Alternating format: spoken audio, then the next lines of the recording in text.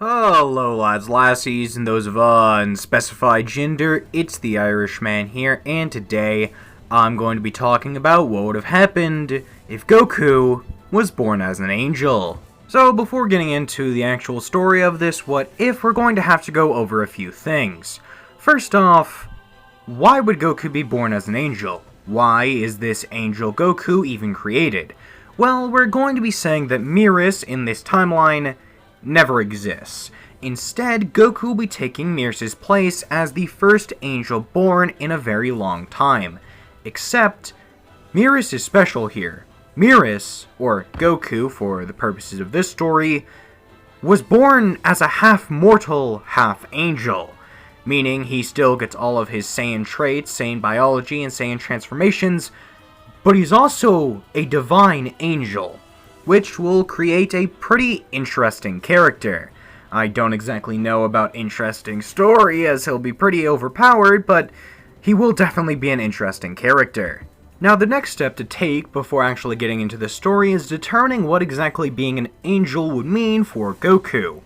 Well, first off, he would have perfect mastery over Ultra Instinct, as is a given with divine beings such as the angels. Now, what exactly would come with Ultra Instinct aside from just the form? Well, Goku would be durable enough to actually maintain the form at all times, as well as getting a pretty significant power increase from having the form. But for the purposes of the beginning of the story, we're going to just say it's a durability increase. The only strength Goku can get is through actual training. But that won't be much of a problem, as being an angel, at least I would assume, increases your latent potential by a large margin.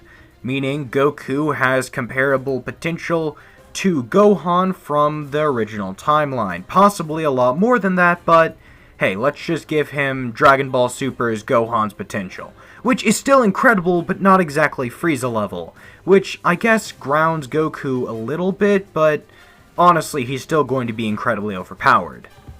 But hey, this is a video from the Irishman. What did you expect? Overpowered characters? We basically invented the term overpowered, okay? But now that the rules are set and we have all of that out of the way, let's get into the story of this what if. Now, believe it or not, angel or not, Goku actually doesn't change too much in the beginning stages of this what if. Goku, whether he's an angel or a regular Saiyan, is still an infant and therefore can't do much in the grand scheme of things while he's a baby. So Goku is still sent to Earth, planet Vegeta is still destroyed, and most of the Saiyan race is still obliterated. But the big changes really start to arise once Grandpa Gohan actually begins raising Goku. Everything that Grandpa Gohan would try and teach the young Saiyan, he's able to pick up and with relative ease. Goku would learn of all sorts of different human things, as well as different martial arts techniques that Grandpa Gohan would teach him. Now, Goku would be a skilled martial artist at a very young age, as well as increasingly powerful. Grandpa Gohan would be insanely impressed with Goku's Ultra Instinct affinity, and without knowing what the technique is, he would still be interested and impressed. Grandpa Gohan would try and actually learn alongside Goku on what these strange powers are and how to control them, and Grandpa Gohan would actually end up activating a lesser form of Ultra Instinct. Think what Master Roshi was able to achieve in the Tournament of Power. And after a few years of training as well as actually growing as people, Grandpa Gohan and Goku would actually become very close. And Gohan would actually be able to survive the encounter with the Great Ape Goku. Now you might be wondering, how would he be able to do this? Goku would be even stronger now and have an angelic new form alongside his Great Ape power. How would Grandpa Gohan be able to survive? Well, remember, Gohan here would have a pseudo form of Ultra Instinct, as well as having actually been training with Goku here. Not just teaching Goku to grow, but also growing alongside him. This means Gohan is actually able to survive. Narrowly, mind you, but survive. and actually teach Goku how to master this new Great Ape power alongside his perfected Ultra Instinct. Then, as the years go by, Goku and Grandpa Gohan would grow together. Goku would master his Great Ape form and be able to use it not only at will, but also be able to transform into a pseudo-Great Ape-like state, as in the Akari form, whenever he wants, paired with his perfected Ultra Instinct. And Gohan would actually learn to utilize Ultra Instinct up to the Omen level we saw Goku use in the Tournament of Power. He's certainly nowhere near as strong as Ultra Instinct Omen Goku, but he's a lot stronger than Grandpa Gohan was in the original. If I had to actually put a number to the name, I'd probably say Grandpa Gohan is around as strong as Imperfect Cell after he absorbed all the humans and came back, but right before he absorbed 17. So Imperfect Cell at his strongest stage, which isn't exactly super level yet, but that's still insane, especially for Grandpa Gohan.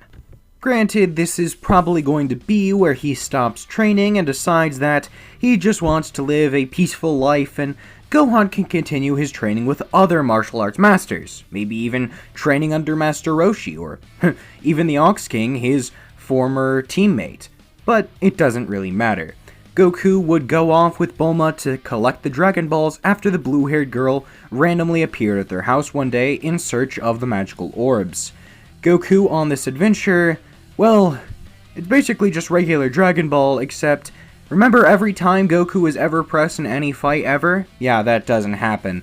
Instead, Goku just absolutely annihilates any threat in his way, and they're able to easily collect the Dragon Balls, and Yamcha, honestly, is probably dead because Goku would accidentally hit him too hard, and oopsie daisy, Yamcha doesn't exist anymore. Now, normally I would write some BS about Bulma not needing the perfect boyfriend, cause she has Goku here and he's super cool.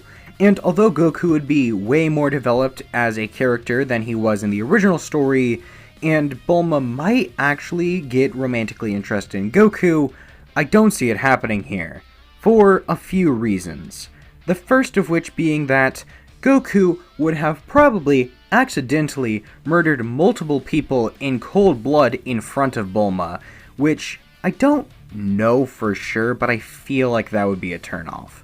The second reason being that I feel like Goku by this time would have actually dismissed any romantic interest he might have had in Bulma and vocalized that to her. So, I mean, I don't know, I think she would still want a perfect boyfriend and Goku just doesn't exactly fit the bill right now. So, Bulma would instead wish for a lifetime supply of strawberries, and she'll find the perfect boyfriend later. You know, using magical wish orbs to wish for sentient life to be created just because, you know, you're horny, doesn't exactly sound like a proper use of their powers. So yeah, Bulma just doesn't have a boyfriend here. I know, big change to the story. Anyway, back to Angel Goku. He would go and he would train with Master Roshi, similar to in the original, and he would begin practicing with all sorts of Kame House techniques, such as the Kamehameha, the Thunder Cage, the Kamehameha but bigger, the Kamehameha but in a spiral. You know, I feel like it might potentially be the Kamehameha that's Master Roshi's favorite move. I could be wrong though. The point is, Goku would learn the Kamehameha and all different variants of it, and master it as his own technique. Now, what happens next in the story? Well, honestly, nothing, really. Goku would easily murder Tao Pai Pai, the Red Ribbon Army would be killed even easier than in the original, and honestly, I doubt Dr. Gero would even be able to escape this time. Goku would have learned self-control, but for the 21st Tenkaichi Budokai, he wipes out every other contestant. When we actually get to the Demon King Piccolo saga, Goku murders Demon King Piccolo. Woohoo, day saved. Although Piccolo Jr. would still be spawned, as I don't want to kill off Kami, get rid of the Dragon Balls, as well as killing off one of my favorite characters in the form of Piccolo. So Goku would instead just miss a little and then have to redirect a beam, which would then give Piccolo just enough time to spit out an egg and continue his bloodline, despite the fact he himself is now dead. Words. So, Goku would now just kind of train under Kami for the next 3 years in search of a proper challenge in the form of Piccolo Jr. Goku, through the help of Kami, would actually create such advanced weighted clothing that the fight with Piccolo Jr. should actually be a challenge, which means his weights are very, very, very heavy. In fact, the earth begins to shake when he takes them off in preparation for his fight. It's not like he's going to go into the fight without the weights on, it's just they're a bit uncomfortable, and he wants to stretch before putting them back on. So Goku would then, after mopping the floor with Tien Shinhan, go on to fight Piccolo Jr., who would be exponentially stronger here. Not to an insane degree, but enough to where it is a notable difference and something to take note of. Goku would be strong enough to where, even with the weighted clothing, he's still more than enough to take on Piccolo, but he would also be suppressing his ki, that way he can maybe get a challenge out of this.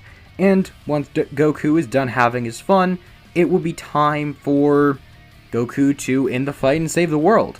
And so he would, knocking out Piccolo with one attack. And then he would leave Kami to deal with that, although saying to train him and teach him to be a better person instead of just using the Mafuba to seal him away. That is a grievous misuse of Piccolo's latent potential for growth. Piccolo might actually be able to become a challenge for him, so Goku doesn't want to get rid of him right away. Next up, we skip 5 years into the future, but surprise surprise, Gohan isn't born. As with most of my what ifs, I like to assume Goku would be smarter in most of these timelines, especially if Grandpa Gohan is alive, so he would know what marriage is and decide, hey, I don't think that having a wife is a form of food, and therefore do not want to get married to Chi-Chi. So, Gohan is not born. And you really want to hear a kind of sick thing that, if you really think about everything we know about Goku, is completely and totally true. So, don't take this out of context. Like, please, I beg of you, please don't take this out of context. Chi-Chi raped Goku. Like, if we're being honest, and hear me out, Goku didn't know what a kiss was, so he certainly didn't know what sex was, so he certainly didn't know what consent was, so Chi-Chi had Gohan, so, Chi-Chi raped Goku. Not exactly a great thought, but, it's true. Moving on from that insanely dark note, let's move to the Raditz Saga, wherein Goku would easily mop the floor with Raditz, although he has learned enough self-control and control over his power to not one-hit kill him, instead, one-hit KO him, therefore leaving Raditz alive. Once Raditz wakes up, he would proclaim that his brother with the white flowing godly hair must be the Super Saiyan of legend, as he not only has white hair rather than jet black, but he is also insanely powerful, in fact so strong his power doesn't even appear on the Scouter. So, hearing this, Vegeta and Nappa would decide to come to Earth. Goku would train with Raditz for this year's time, and he would actually make Raditz incredibly powerful. Not so powerful that it's game-changing, but only around perfect Cell level in base form, although Raditz would actually learn Super Saiyan, which would be pretty cool. This would actually demonstrate that either Super Saiyan is different for every Saiyan that actually obtains the form, or Goku doesn't have Super Saiyan, because this, the golden-haired, insane power, that's probably Super Saiyan. Whatever Goku has is different, but incredibly powerful nonetheless. Once Nappa and Vegeta actually do arrive on Earth, they would want to get this same training, wanting to become Super Saiyans themselves. And Goku's down with that. He wants to see if Super Saiyan is really different for everybody, and if that's true, then, hey, they get to see what Nappa and Vegeta's is like, although it is the same for them. So it's still entirely possible Goku has a variant of Super Saiyan, but the more and more the other Saiyans unlock it, it becomes less and less likely. So they just decide that Goku has something completely different, possibly the Super Saiyan God form, but Vegeta and Nappa, as well as Raditz, have the regular Super Saiyan transformation, which is still plenty powerful and still plenty cool. Now, after another year passes, and Frieza would actually get word that the Saiyans have all defected to some no-name planet, or it does have a name, but Frieza just doesn't care. Yarth? that's weird. Frieza would decide to go there and investigate. He would see that the Saiyans have colonized this planet. What? Hold up, there are multiple different races that evolved from monkeys? Hold up, homos actually were able to get this far? Frieza, after getting cancelled on Twitter for being homophobic, and not in the sense you would normally see, no, homo sapient phobic, it turns out that Frieza is incredibly surprised by the rapid growth all of the Saiyans have obtained. They've become Super Saiyans and potential gods? This just doesn't feel right, and Frieza would want to take all of them out. Not like on a date, but instead to murder each and every one of them. He doesn't want a single Saiyan left alive, so he would begin the purge.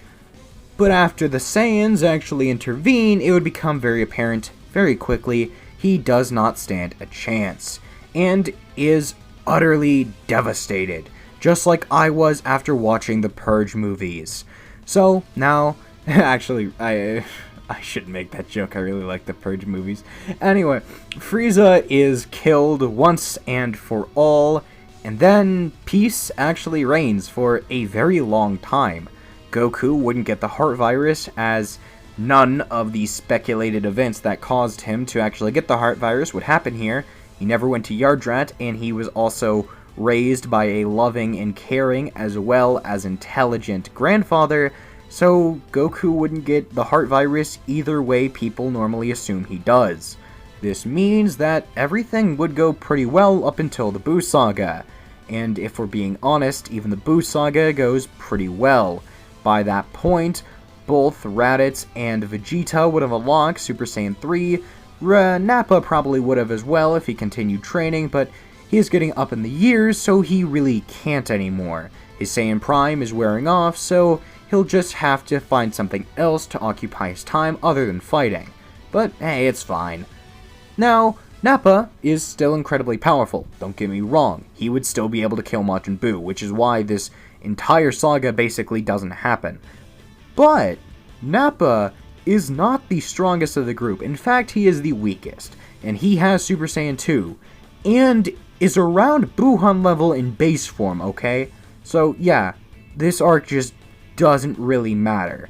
So, Goku, Vegeta, Raditz, or hell, even Nappa if you're a Nappa stan, which I doubt there are many of them out there, but I'm sure there's at least one, the Buu Saga doesn't happen. Any of the Saiyans would kill Majin Buu, Deborah, Bibidi, Yakon, Spopovich, Yamu, Pui Pui, all of them. They're all dead. Any of the Saiyans could do it all on their own without hesitation. Hell, you let Buu absorb Nappa, and Vegeta would probably still be able to kill Buu. So, yeah, no. The Buu Saga just flat out doesn't happen, and now we move on to the Battle of God Saga, which is usually a fun point in these videos because we're entering a point where no matter really what you change, there's still stakes as Beerus is incredibly powerful.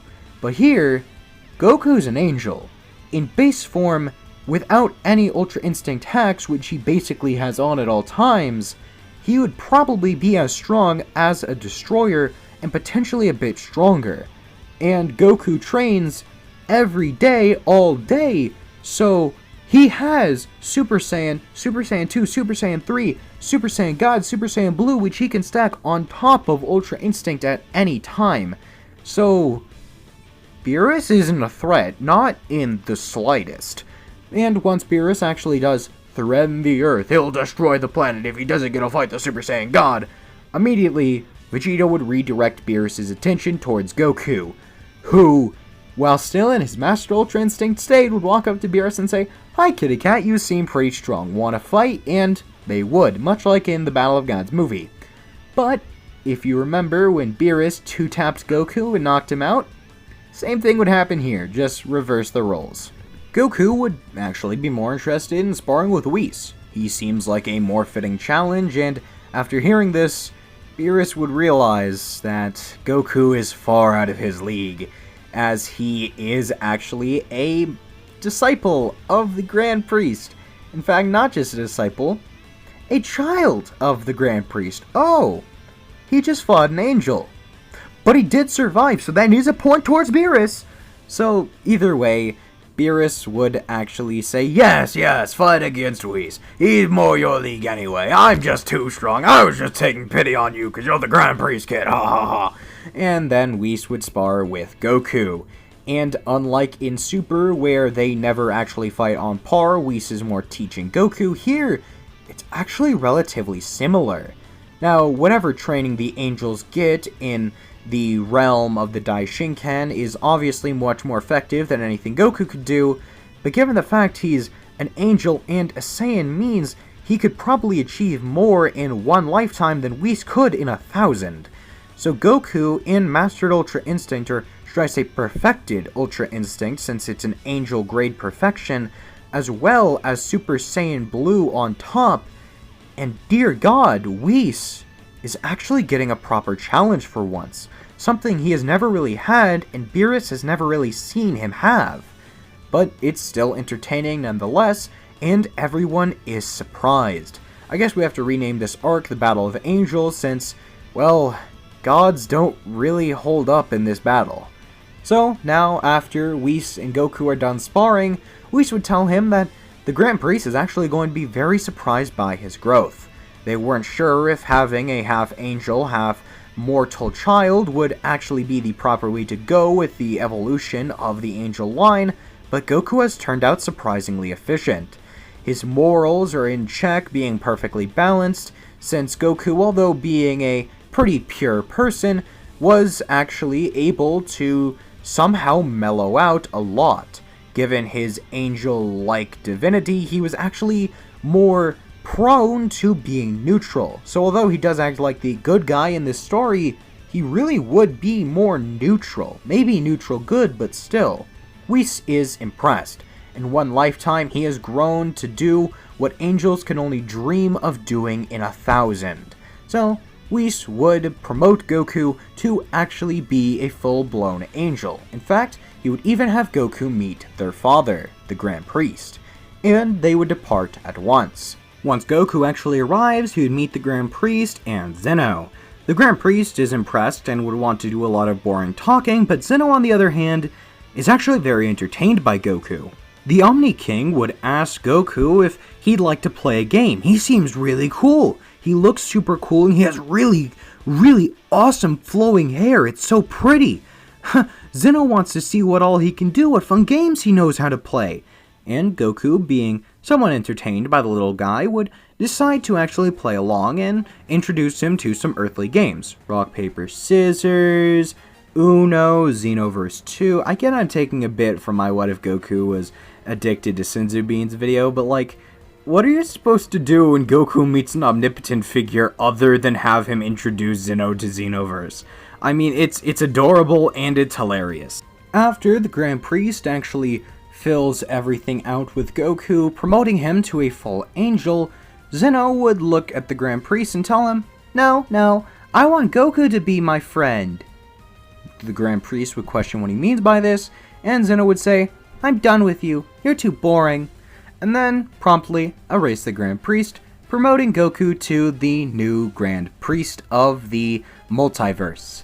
Goku is surprised at this very sudden action, but at the same time, he didn't know much about the Daishinkan, and maybe he was just a bad person. Maybe he deserved it. But Goku didn't know any better, so he was just going to choose to believe that Zeno had his reasons. From this point onward, Zeno would be so entertained by Goku that he would want him to be his forever buddy, living with him eternally. That way, Zeno can always be entertained and can always play these sorts of games. And having Goku as the Grand Priest, well, that just makes it so much easier. And of course, Goku's going to go along with it. It's not like there's anything tying him to Earth. He doesn't have a son, he doesn't have a wife. Yeah, sure, he has friends, but he can visit them anytime. Zeno guarantees it. In fact, if he wanted, he could even have them come over here. More people to play with, well, that's just Zeno's dream. More people to have fun with and play with and entertain him, amazing. And as long as they're friends of Goku, they're sure to be fun. So, Goku would agree and become the new Grand Priest. Although life isn't so peachy keen on Earth. As although everything is still going fine up until Goku actually departing, and even a few months after that, Once we get into the Resurrection F saga, it gets a bit shaky. See, with Beerus never really being impressed by the Super Saiyan God, and not really caring to take any other pupils under his belt, as the person he was most interested in literally just became like 5 spots above him on the hierarchy, Beerus just decided, yeah, he's had enough of Saiyans for one lifetime, especially since now he'll have to see one for the rest of his lifetime, so Beerus would decide to just go and take a power nap. He has no idea what's going on, and he'd like to sleep all of this off. This is very bad, as it means nobody is prepared for Frieza's eventual return.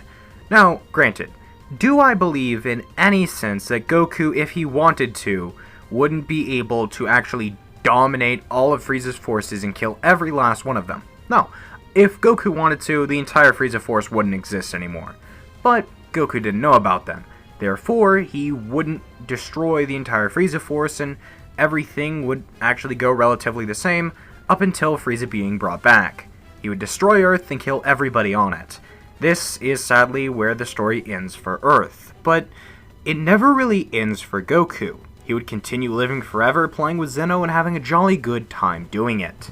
As eons pass and millennia fly by with Goku and Zeno playing games for basically eternity, eventually a white-skinned, green-haired figure would arrive in Zeno's palace.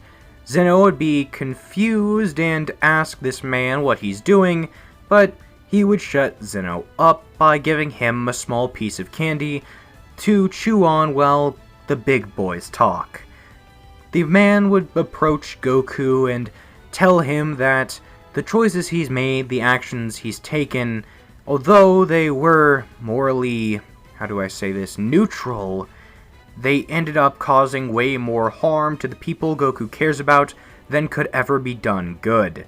Goku, in all universes, is supposed to be a kind-hearted, pure character, but eventually, through the realm of divinity, he turned into a purely neutral person, only really serving the Omni King, and he even became the new Grand Priest. This is not what Goku is supposed to be. He is strong enough to actually survive being transported to an entirely new reality for this scenario, so if he wants, Goku can go back and rewrite his timeline, save his friends, and never have to become the subservient void of a person that he has become. And Goku would agree, realizing the error of his ways. After the man actually puts it into perspective for Goku, he would see that his friends, his family, everybody he came to know and love are gone. They were killed by Frieza because Goku wasn't there to save them. And even if they weren't, there were countless other threats that would have came and eventually killed them. But Goku was too busy focusing on his own, ultimately selfish desires. So Goku would go back and do things the right way, never leaving to go become the new Grand Priest, and instead deciding to continue being an angel raised on Earth. He would reject Whis' offer to meet the Grand Priest and instead decide to live his life normally on Earth, with his friends and his family. And that's where we're going to be ending things for today. Now I understand that this video took a bit of a different turn around the end, but I really didn't like how this scenario was coming to a close. It took me a while to actually write out this story and to get everything put in place, and I wanted to give this scenario an actual shot despite the fact I didn't exactly like the idea. So I wanted to give it my best chance, and after I realized I created Goku into a generic angel stereotype, which is basically what he was supposed to turn out to be, although I felt successful, I felt wrong doing it. That's not who Goku was supposed to be. So, much like with my What If Goku Was an Evil Scientist video, I inserted myself into the story to change the outcome. And I get it might be a bit strange, but hey, that's just what I did. If you want to see What If Goku Was an Evil Scientist, I greatly recommend it. It was heavily suggested, and it turned out pretty well. But maybe go take a break. It's been like 30 minutes. Go do something other than listening to The Irishman for a bit. And, like I just said, this is, always has been, and always will be The Irishman. Talk to you later. Bye.